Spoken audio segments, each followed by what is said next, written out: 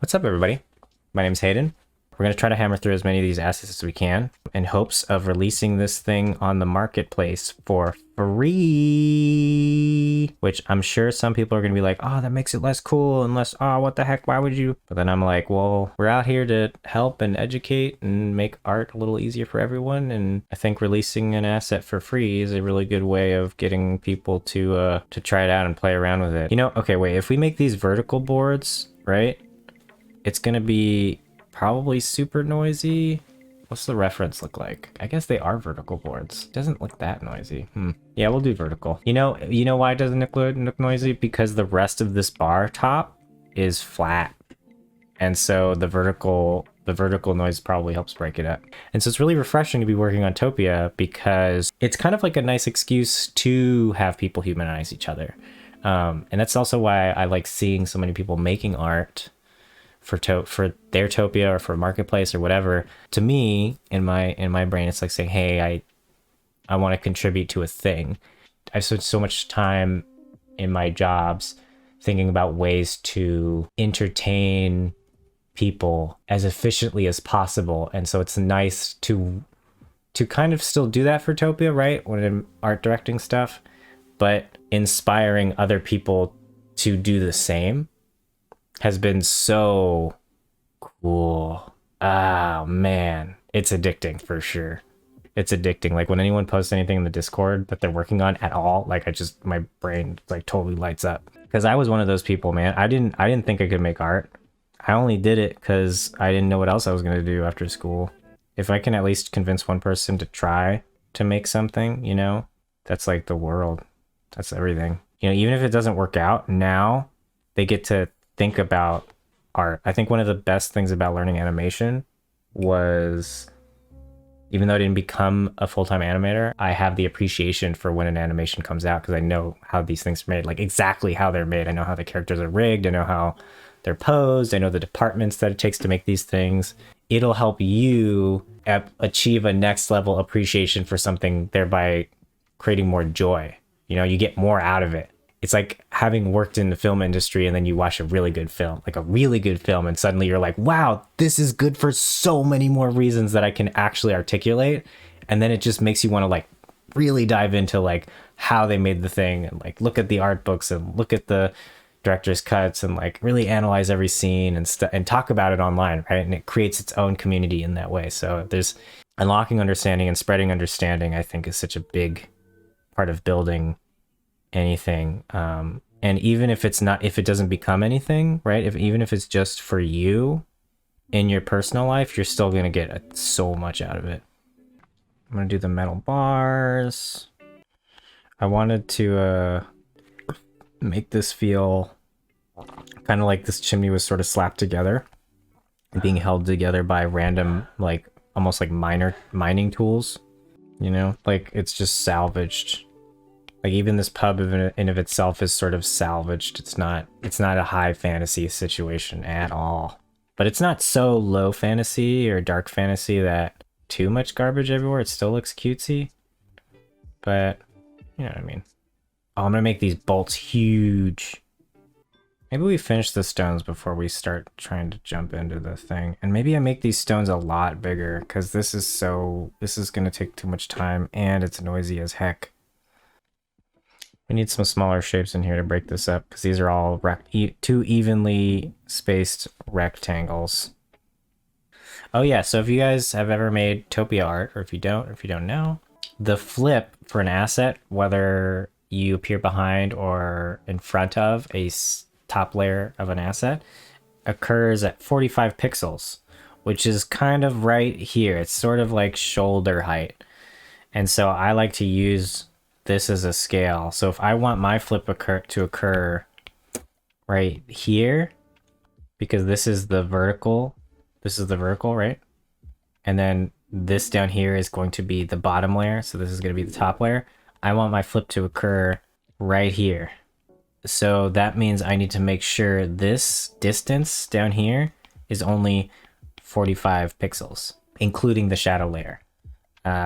So it's going to require me to get a little creative And by which creative, I mean straight up just slashing the bottom off. So I'm gonna just line this little dude up right here. So I'm gonna do this. I'm just gonna grab this. I'm putting on a separate layer real quick. Okay, I don't have to, but it'll make this next part a lot easier. Banana says, randomish thought. If you removed your head from your body and you're still alive, is the body still you or is the brain still you? Oh my. Bro, homie, it's 11:30 a.m. You can't come in here with, I'm gonna get stuck in a thought loop. This is gonna look really cool. Check this out. Bop. Oh yeah. Oh yeah. Dude, the difference it makes when you don't light with an outline. Look at that. You know, if I used a black line right here, right? If I used a black line to define that edge, it just wouldn't feel right. Yeah, so some of these are going to be more recessed and some of them are still going to catch an edge. So like just to make it look like some of the bricks are pushing in, some of them are pushing out. Goes a long way to adding variation.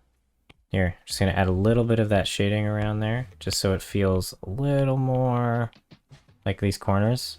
All right, let's see. Doorway? Arch thing? Let's do the arch thing. The reason I have this little arch, this pillar, is because I want to make assets that are only designed to help people feel like they're inside of a space. So what's going to be really useful about this thing is that it implies that there's a ceiling being held up and it's something for your people's topies to walk in front of and behind. And that'll also elevate their sense of parallax and their sense of depth in the scene. So sometimes you don't have to make an asset just because it's a pretty thing. It's just, it services spatial relationships. Oh, sorry, I need to stretch real quick. Oh, it's pretty good. Let me move that. Let's see. Let's line this up so that it matches aesthetically. I'm just gonna rectangle this and then I'm gonna drag it down. I know in my heart that it's going to come down later down the line. Someone's going to be like, oh, but I want to put an arch right next to this and it doesn't line up. But now that they line up, you can use it and abuse that. Kind of stuck in a loop. Sometimes it's better to just be out of the loop and just call it, because then you're kind of taking time away from progressing. And you can always come back to it, right? Like there's all these assets aren't even close to being finished, right? Like these are all line work. I'm a huge advocate of the mindset of like never finish anything, because you can work on anything forever. So just call something done, not because it's finished, but because you need to move on. And then the more pieces you work on, the more different things you work on, the faster you're going to grow. But again, at the same time, you know, take your time. Don't feel rushed. It's more of just a tool to help you get out of your little paradox loops in your head, because you might discover something on the next piece that you do, like an accidental brushstroke or just a really quick thought where you're like, oh wow, I kind of like my little technique that I tried there. I'm gonna go back and apply it to the other things I've done. But then instead you're just like, well, what if I just started a new thing using that technique? And then you'll see a forward progression with all your pieces. So yeah, it's a balance, but know when to stop, not when to quit, but when to move on. Like some people really like putting timers on themselves, which is totally nuts to me. Like that is anxiety inducing for sure for me. But for some people, you know, some people even like keystrokes. Like we even experiment just for fun at work one time. We were like, hey, how many actions are we actually performing on this 3D model like every day? And we just had a thing that would recognize every time we pressed a button, and it was just interesting to see the stats. But then it made you like super self-conscious about your process. And it wasn't like a bad thing. It's just, for my friend, it helped him understand his inefficiencies. And then, but for me, all it did was drive up my anxiety. So, you know, different strokes for different folks. You know, since we're already up here, I'm just going to move on to this brick wall. I'm cheating. Don't look at me. Don't look at me. Cheat. Duplicate. Ah. Up, up, up, up, up, up, up. Because now the walls are going to be the exact right dimension and I don't have to redraw the top, but I am still going to draw slightly unique details on the top. But I need to make sure my stone sizes are consistent, and because I don't want to be like, oh, they only use the big stones for this, but then the small stones for this. Like I want to I want to at least be a little more conscious.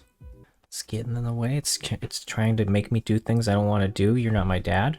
And I'm just sort of winging it, assuming that I'm going to fix it later.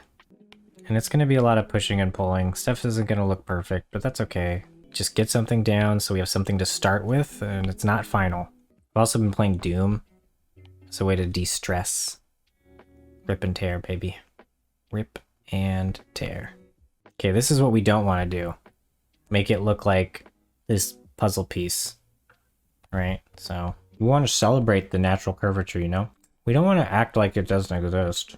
The chaos is the best part, you know? As humans, we spend so much time trying to make our environment a perfect square. And it's nice when pieces don't really fit together too super well, because then it's built out. You can see the history and how it's built out of something rather than came the way it was. There's something aesthetically pleasing. It's like living in an old house has its own advantages over just living in a you know, concrete condo downtown. It's just, there's a lot more to look at here, you know? Two squares, but they tell totally different stories. Oh god, I didn't name the layer. Oh god! I didn't name the layer! It's fine, I found it. Chimney. Chimney. I hope that's how you spell chimney. There's no autocorrect in Procreate for some reason. Yeah, I think I'm gonna crank it. I'm gonna crank it for sure. Alright, I'm cranking it. I need curves. Okay, see this little line right here that's popping up? That's where most of my... So these two lines are where I've chosen to add shadow or add highlight. And it's from darkest to lightest. And so with curves, you can kind of tell Procreate, or any program that has curves or levels really, how you want that brightness to be adjusted. So I can even make my dark bits like really bright or my bright bits really dark, right? And so you can even you can put multiple little here's, you know, you can change the way that lighting behaves. But I'm just trying to add some contrast, so I'm just going to take my tippiest, toppiest stuff. I'm going to shove it over here to the left, so my brightest stuff gets a little brighter, and then now my darkest stuff is going to get a little darker over here. Hey, a little bit of play. Look at that. So, oh man, that's a thing that they say a lot. Be okay with killing your puppies, which is a terrible way to put it, but that's the phrase, is like you have to be okay with throwing out the cake, be okay with killing your puppies, because like, you know, it's okay to iterate, it's okay to like try things and just hit undo. That's what the creative process is trying, putting something out there, see if it works, see what doesn't. That's why we do thumbnails all the time with our sketches, right? That's why we do concept art loosey-goosey rather than just jumping immediately into just making refined art.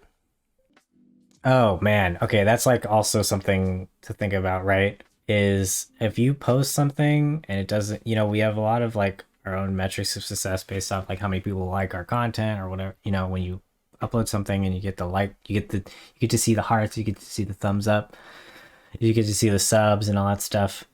But those are all just other people telling you what they enjoy about your thing, you know? So try to focus more on whether you enjoy the things that you're creating, and then deciding to put them out there just because. Like, putting stuff out there shouldn't be...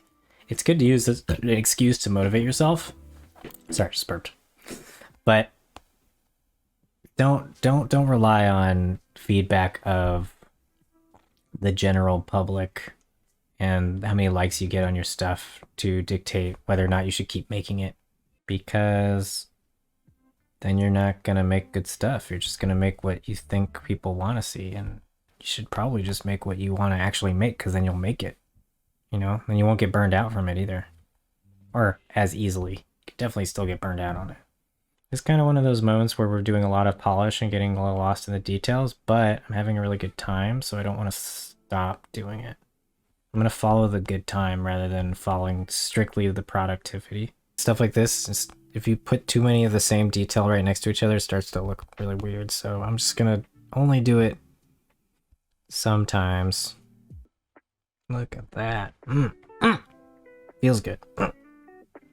Yeah, dude, I cannot convey enough the emotional reaction that comes from a solid brushstroke that just like feels like it was the right time, the right place, and it was just doing the thing it's supposed to do. Check this out. Okay, I'm gonna toggle these layers real quick just to so you can see what I'm talking about. What we've managed to achieve with just a couple little well-placed lines. So this is the base color. Not even, this is the base color. And then we go in, pop. Now we added some variation. And then pop, a little bit of shading. You know, we have some of those cracks showing. They're subtle. And then pop, a little bit of those edges. Catch the lighting. So just a nice little edge of polish. And I'm going to take the plaster color and I'm just going to dump it in. Oh my God, look at that. Pop! Clipping mask. So now we have a little bit of a more grout situation, and we can put shading into the grout. And what's going to help define what's pushed and what's not pushed is honestly the brighter colored grout goes a long way. Dang, this chimney is huge. Let's make a little piece around the chimney. So how about we put that in the middle? Our spanking brand new walls. This is a fun Lego-y part. Just trying to make a little screenshot for the socials. It's hard for me to not want to go back and just finish these piles of junk, right? Because that's gonna look so cool. Especially like back here, right? Look at that. When it's done. Sometimes I spend too much time prettying up my screenshots, but that's fine. No one's getting hurt. I feel like there's a little bit of last minute shading happening. And you know what? Just for good measure, let's make the background. I can't wait to put this stuff in Engine and it's gonna soar. It's gonna be so much fun just like mashing together your own little pub. And then to really tie it together, I'm gonna do this. Don't do this at home, kids. This is cheating. This is cheating for the screenshot. Don't do this. This is a false representation of the work that will come ahead, but vignetting your edges is going to go a long way for really selling what you're trying to do. That's a little better. Ooh, nice. Yeah, thanks for joining us, everybody. If you want to see more Topia, obviously check out our site, topia.io. These assets are going to be released for free, so they'll be on the marketplace. You can browse the marketplace now and see if there's other things you like. If you want to follow the channel, that'd be awesome, because then you get notifications on when we go live, which is every Tuesday at 10. If you want to see more of my stuff, you can follow me with on Instagram with this name right here. I have my own Twitch channel, which I'm going to start streaming games pretty soon, which is also the same exact name. Yeah, thank you so much for hanging out. And we'll see you guys next time.